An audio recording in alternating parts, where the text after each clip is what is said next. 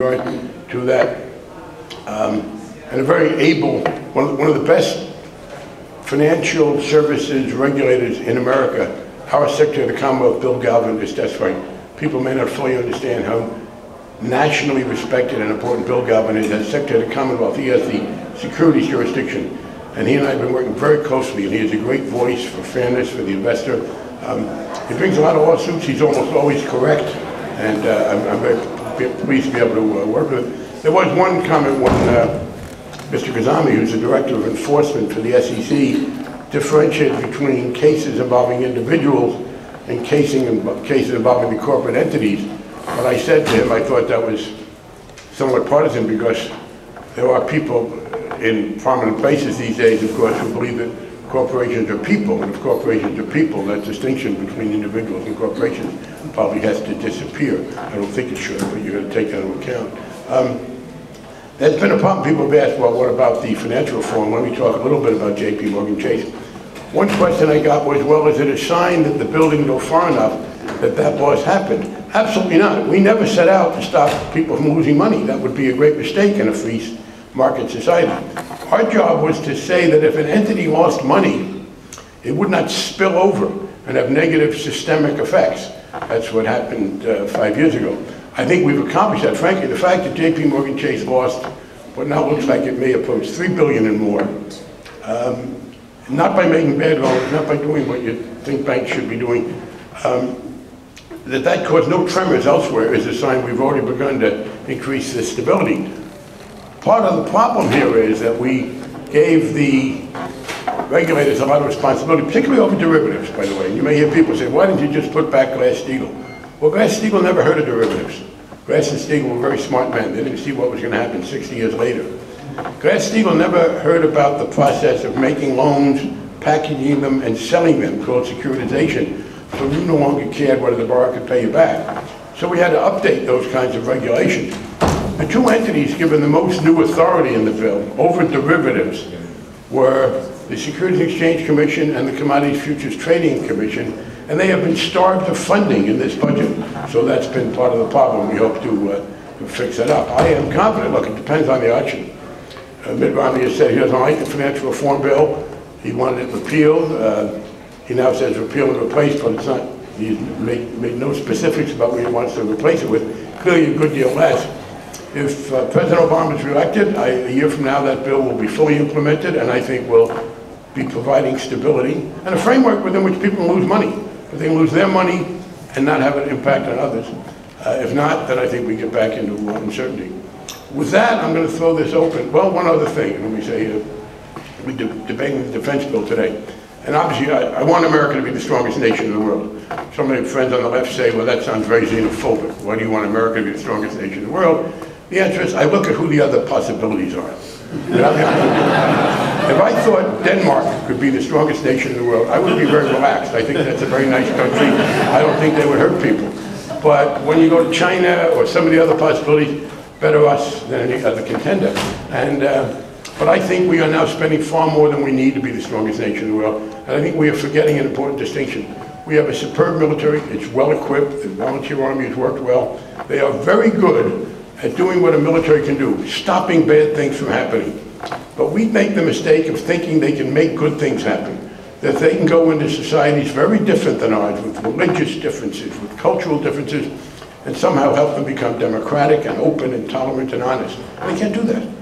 The best trained and armed 30-year-old American can't go in my judgment, to Afghanistan or Iraq or Yemen or any of these other places and help them become the society they'd like to be.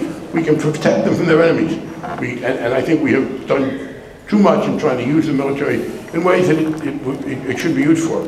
So I believe we can substantially reduce in terms of that overreach overseas. I also think that last year John Kerry did a great job in getting a nuclear treaty through the Senate for 2010.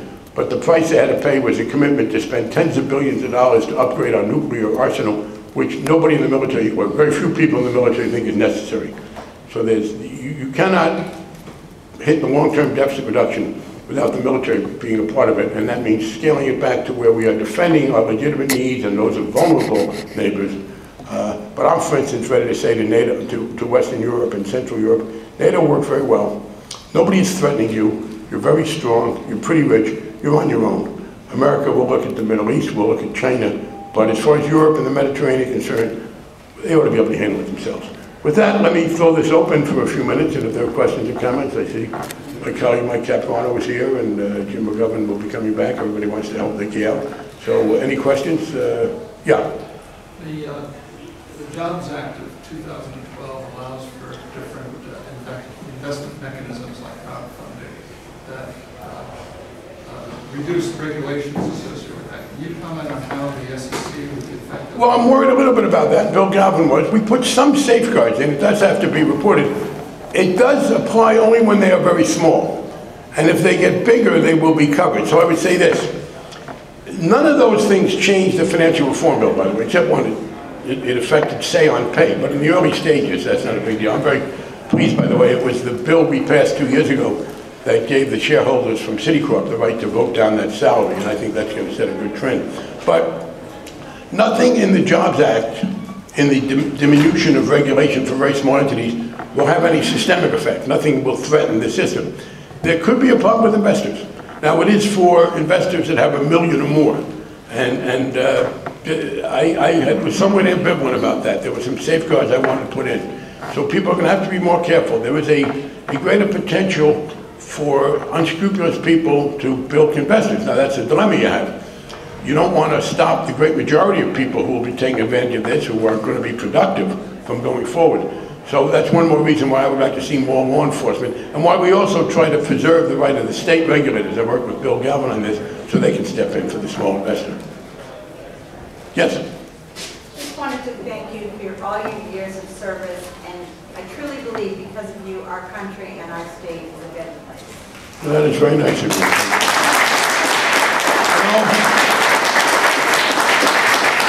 I got to say, I don't always figure out the right thing to do, but I'm smart enough to end on that note. Thank you.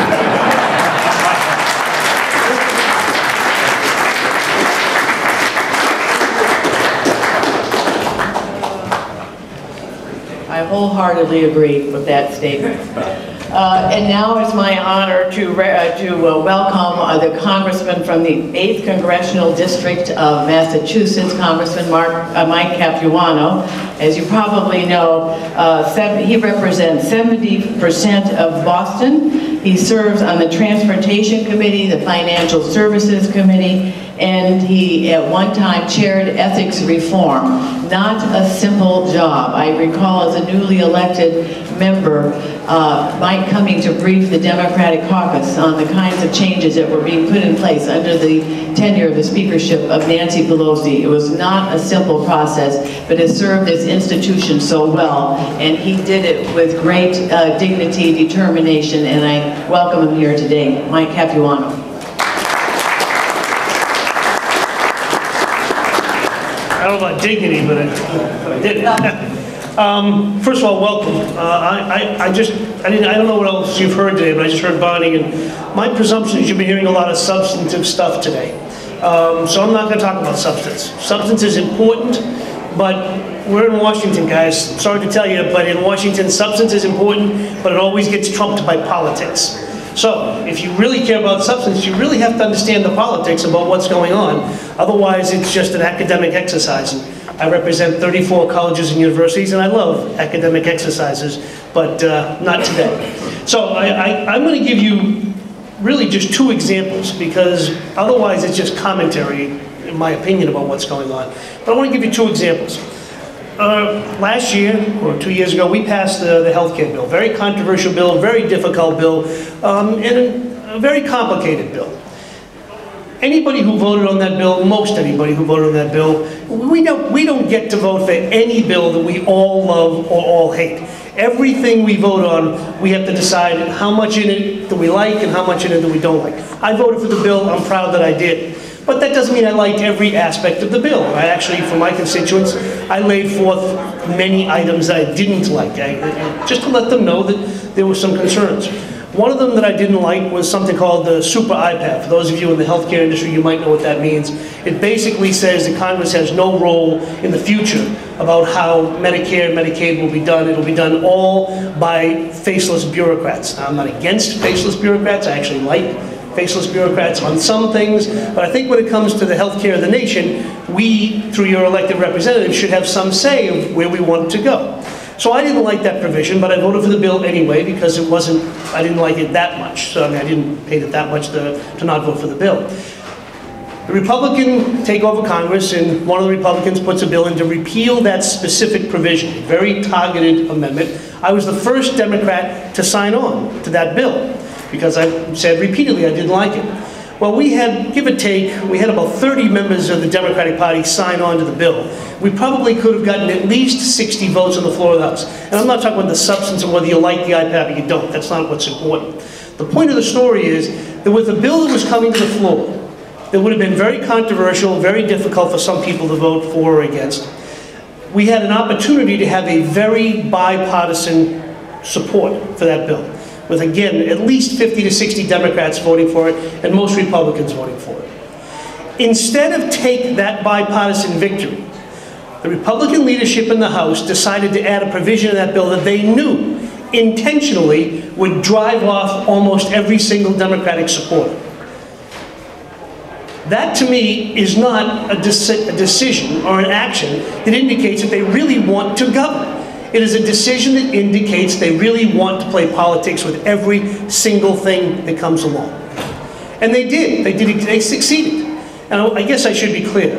When it comes to the House of Representatives, everything you've ever learned about how the legislative process works in City Hall and State House, forget it. It doesn't matter here. What matters here is one thing. The majority party in the House gets to decide what bills go on the floor. Period. They get to decide what amendments are allowed. Period. You can't just go to the floor and say, I want to amend Section 42. You have to go to the Rules Committee. The Rules Committee has to allow you to present that amendment. I don't like it. It's not, in my opinion, a true democracy, but that's the rules. It's been that way forever and probably always will be. So in this case, the Republican leadership had an absolute opportunity to walk away with a great victory on an important little aspect of a bill that they claim to have hated, that probably would have embarrassed the president. I didn't like that, but you know, I'm a big supporter of the president, but like anything else, on occasion, every member of the family disagrees on some things, and this is something I disagree with him on. But I think that really underscores what the leadership of the House in this cycle is doing. They're not interested in accomplishing legislative changes of any kind, even the ones they claim to espouse. Every week we go to the floor of the House, and there's something that is simply a political message that everybody in the House, Democrat and Republican, knows is going nowhere. Either going to die in the Senate or be vetoed by the president. We do it every single week. We just did it last week on violence against women. Everybody in the House knows that bill that passed the House is not going to pass the Senate. Everybody does. And yet, the refusal to actually sit down and compromise, I think, is indicative of a real serious problem. The serious problems are not the substantive differences. Those are natural. Those are good. I don't agree with my wife and everything. Why should I agree with anybody else and everything? There's nothing wrong with that. It's the unwillingness to sit down and have an honest discussion and to give something up that I think is the real problem with Washington today and the real problem that this country faces. That's one example that goes on and on and on. The transportation bill. I don't think there's a person in this country that thinks that we shouldn't be constructing roads or fixing our bridges or whatever it might be. You can argue how much. That's a fair discussion. How much can we afford? And you can argue the specific projects. Well, and I'm going to end because our leader's coming and her time is... But I'll end with this. Very simple. If you have the majority party who is unwilling to have a discussion with the minority party and make compromises on anything, that's a recipe for disaster. It's terrible for the country. And honestly, the only thing I think we're going to be able to do from now until the end of the year is simply wait for the election, wait for the American people to send more people here who are willing to compromise. And when that happens, we'll be able to make progress. Other than that, I'm afraid that we're stuck in this little hamster treadmill of just making points and hoping the American people somehow fall asleep. I'm hoping that you don't. Thanks for coming.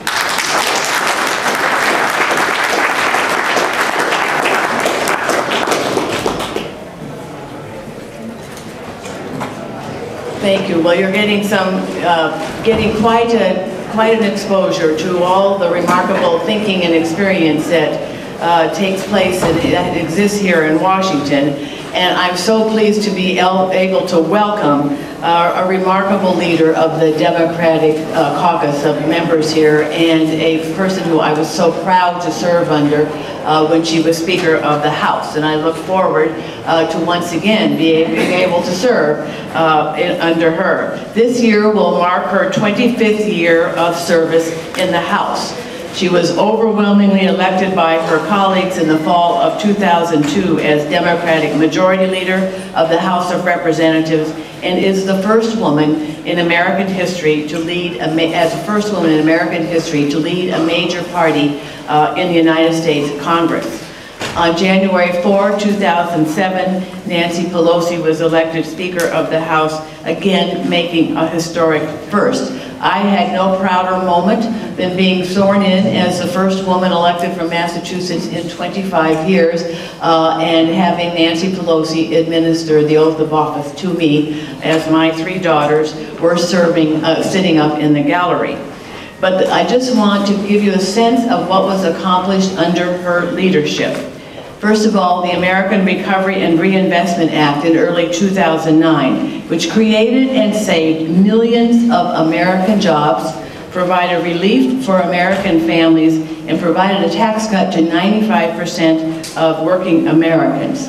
Historic healthcare legislation reform would not have been passed without her tenacious leadership. Strong Wall Street reforms that we heard about from Barney Frank. The Lilly Ledbetter Fair Pay Act to restore the ability of women and all workers to access our judicial system to fight pay discrimination. Repealing discriminatory don't ask, don't tell legislation.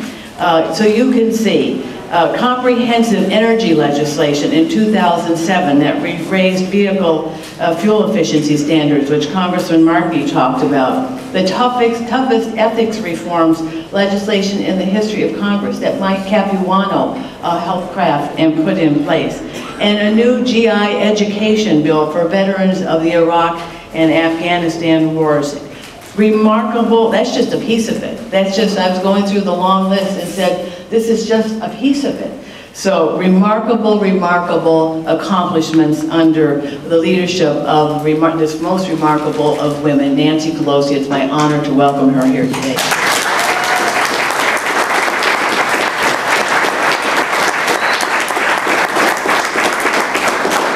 Thank you very much, Nikki, for your very generous introduction, for your friendship, for your leadership of the people of this district. Now, I know the number is going to be changed, but the enthusiasm will not. I think between you and Marty, me, and I've been to most of the 18 years of this institution of the district day. So once again, I am pleased to welcome you to the Capitol to share a few thoughts with you, to thank you for sending such an exceptional person to Congress who just happens to be the first woman elected from Massachusetts in the 25 years by the time she came here.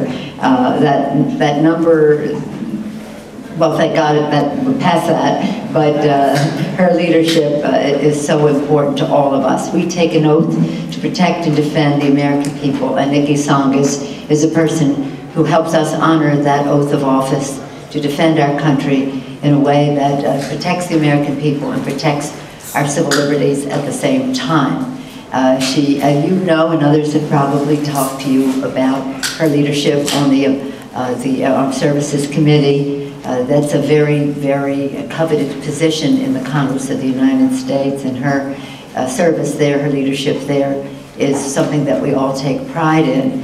And she doesn't hesitate to help the defense industry in Massachusetts and her service there in terms of what the priorities are and establishing competition where the best will prevail and having confidence that Massachusetts will do that, just that. I'm going to talk to her about her a little more personally in a moment, but first I do want to say that as Nikki, as Congresswoman Tsongas was enumerating some of the accomplishments of our Democratic majority, I was thinking that, as she indicated, almost every one of them had a direct connection to leadership from the state of Massachusetts, including our flagship issue, the Affordable Care Act, where health care for all Americans is a right, not a privilege, and the extraordinary leadership of Senator Kennedy, building it over the years, but from heaven to make sure it passed after he left us. And that, again, was his leadership. You said Barney in terms of Wall Street reform, Eddie in terms of the what we did even under President Bush, 2007 bills under President Bush. We worked together in a bipartisan way to get that done. And again, Mr. Capuano has been a real leader on the ethics reform issues, but every one of the delegation, members of the delegation has been a force. So that's why when Nikki came to Congress, there was a place for her to, even in this outstanding delegation, she shines as a star. I had the privilege of traveling with Nikki a couple of years ago, 2010, to Afghanistan. And I tell you about that because it demonstrated both her knowledge of our national security challenges, her deep understanding of our mission, her knowledge of the needs of our men and women in uniform, her concern about the women serving in the military. We did this as a Mother's Day. I just came back again from Mother's Day trip there. But when we were there, we met with the women members of the military. We honored the moms who served, believe it or not, the grandmothers who are serving, to see how their role could be enhanced. And the role of women in the military is very important to the strength of our country. Nikki understands that. She listens to them, translates their concerns into legislation, better public policy, better security for our country. She was so beautiful in her conversations with the really poor women of Afghanistan. We visited them in the hinterlands, people who were practically beggars, or then had elevated themselves to having a job separating raisins from twigs.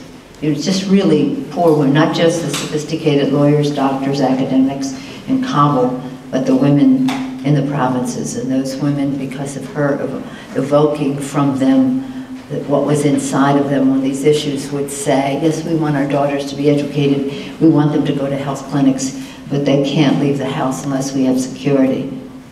And we can't have security unless we end corruption in our country. She delivered that message to President Karzai. So this is deep, it's knowledgeable, it's visionary with Nikki Tsongas, and I just want you to know that her title of representative is her job description as well, to represent the values, the concerns of your district, and she does it so magnificently in her own individual way to represent you all. So thank you for sending her to Congress. You know, of her service also on the Natural Resources Committee, takes pride in the fact that what's the exact title? Because I was saying, no, we have one of those in California, but you do outdo us in that regard. The Lowell National Historical Park, the first urban national historical park in our country, is in the 5th, and she takes great pride there. But think of the patriotism of all. The American people, our security, the protection of our civil liberties as we balance security and freedom, the beautiful patrimony that God has given us, our natural resources of our country. She's here to protect all of that. Thank you for your patriotism, Nikki Tsongas. Thank you so much.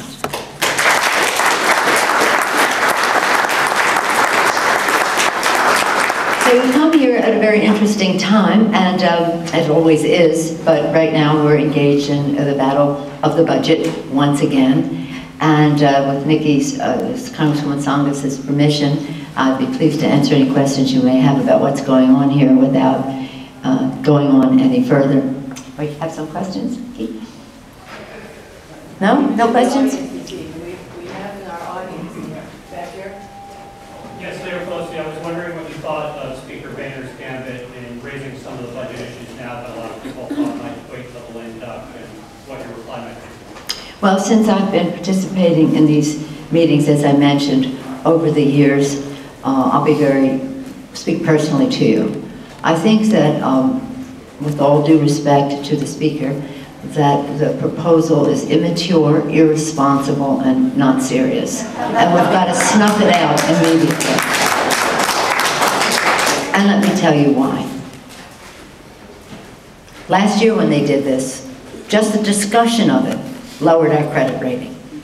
They will say, and you're probably saying out there right now, I never intended to default. Oh no, they did. They were prepared to default on the full faith and credit of the United States of America in order to give tax breaks to the wealthiest people in America, to deepen our debt, to increase our debt to places like China and the rest, so that they could dance with the guy who brought them to the party, which is the wealthiest people in our country, and in special interest. You got to give them credit. You got to give them credit. They're loyal to their special interest.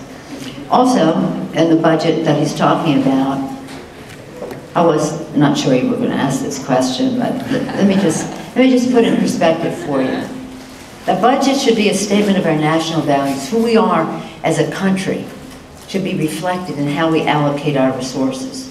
When we're under the dome, we're in a Capitol building. I don't like to get political. I didn't come here to be a political person. I came here to be a public servant.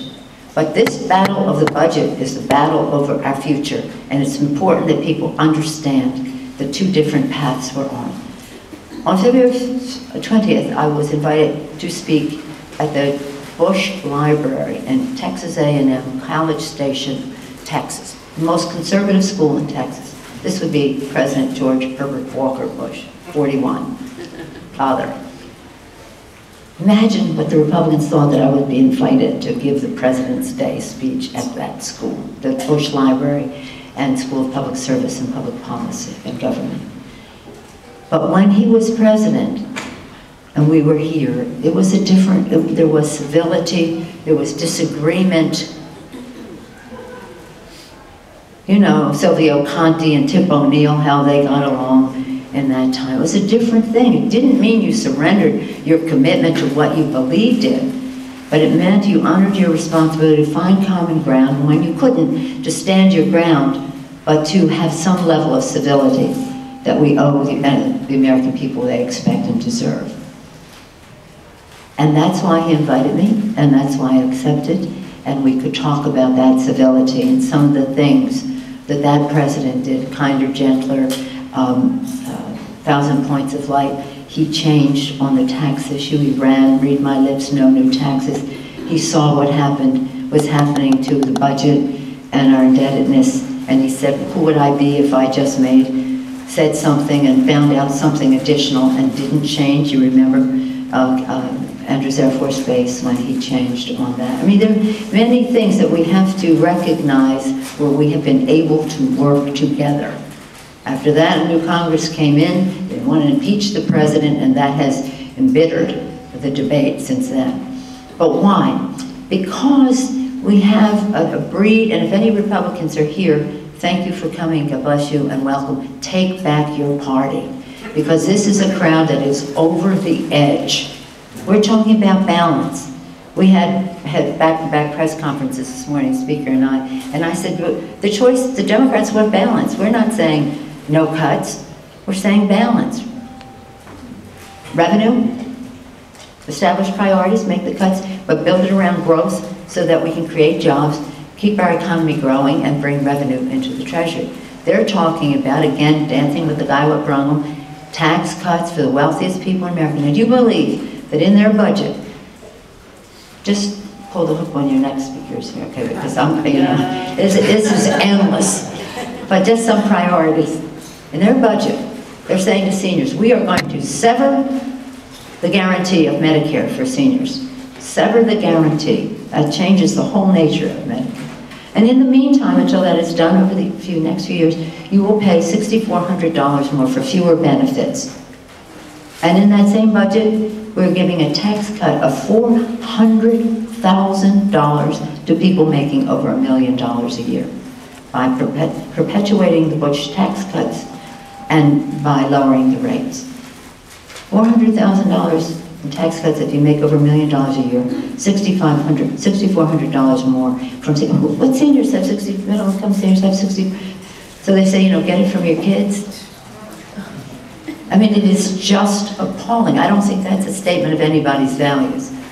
So when they come out here and say, we need more cuts, but don't touch any revenue, we're not in this together. We're not in this together. And they even said today, the chairman of the Ways and Means Committee, that he didn't think that the tax cuts for the high end should have to be offset. Now we're having a struggle reducing, keeping the interest rates on student loans at 3.4 instead of going to 6.8 because they say that has to be offset. You have to find a way to pay for that, but just give freebies to people making over $1 million a year. Increase our deficit and our indebtedness to places like China. It's just so wrong. So in the day of Silvio and Tip and Father Bush and the rest, we were on a spectrum. More to the right, more to the left, find the answer that has legitimacy and support and that we can do. Sometimes you can find bipartisanship, sometimes you can't, but you try. This time it's two different paths. Because you're talking about people who do not believe in government. They're ideologically anti-government. And if you don't believe in government, then you understand why in Eddie's committee, and I don't know if he talked about this, but he reported to me after he was here what went in his committee at the last couple of days, where they have more and more nasty to the environment legislation because, and we will vote on those on the floor, because their attitude is there's no government role, and therefore we should not have any funding or enforcement of regulations for clean air, clean water, food safety, public education, public housing, public transportation, public health, Medicare, Medicaid, Social Security. They don't believe in it. And bless their hearts, they act upon their beliefs. And that's why we cannot come to terms, because we're on two different paths. We're saying let's get back together to find balance. They're saying let's go over the edge. Give more tax cuts to the high end. It's so appalling that anybody would know that the best thing a family can do and a nation can do is invest in the education of their children. That helps them reach their self-fulfillment, helps that country be competitive to stay #1. President Kennedy said at the launch, announcing of the moon launch, if we are to honor the vows of our founders, we must be first, and therefore we intend to be first. When he talked about going to the moon, we intend to be #1. And that means innovation, and innovation begins in the classroom. And you can't do it by saying students will pay more for their student loans. We're going to have fewer Pell Grants to lift people up to the middle class so that we can continue to give tax cuts to the richest people in America. And we're saying get rid of those tax cuts and reduce the deficit with that. We'll establish priorities. We have to make some changes, but let's not take it out of the future. So that's the fight we came here. I don't know if you're enjoying it or not. We wish it would go away. Snuff it out. But the idea that they would put on the table immediately that we are going to have cuts that exceed the amount that we're going to even need to lift the debt ceiling says that eventually you keep doing that, you won't have any government. And that's their point, after all. So it's a lively debate, and again, we're prepared to find the balance because the American people want us to. And that's what we need to do, and not in a partisan way. That's why I say to you, Republicans, take back your party. It is over the edge here in Washington, and I don't think that that's what the American people want us to be doing. And that's why I was so grateful to President Bush for inviting me to be with him on President's Day to say that these things can be different. So it's a lively time, and I hope that you're enjoying your visit, whether it's about things that have no partisanship, the education of our children, creation of jobs for our workers, keeping America #1 and competitive, health and economic security for our seniors, clean air for our children to breathe, and safe neighborhoods for them to thrive, a national security that respects our civil liberties and the role of all Americans in that national security. What could be partisan about that? So help us bring it to a place of balance, and that's part of Nikki's reputation here. She has a demeanor that is respectful of everybody's view and when she speaks, people know that she's going to speak intellectually, including her passion for the American people, but with ideas. Because she comes from an idea state now, doesn't she? Welcome to the panel.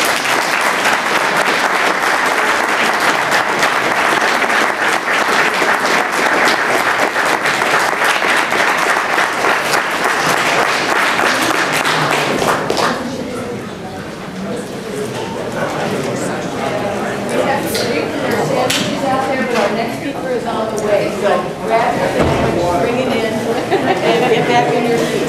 Yeah.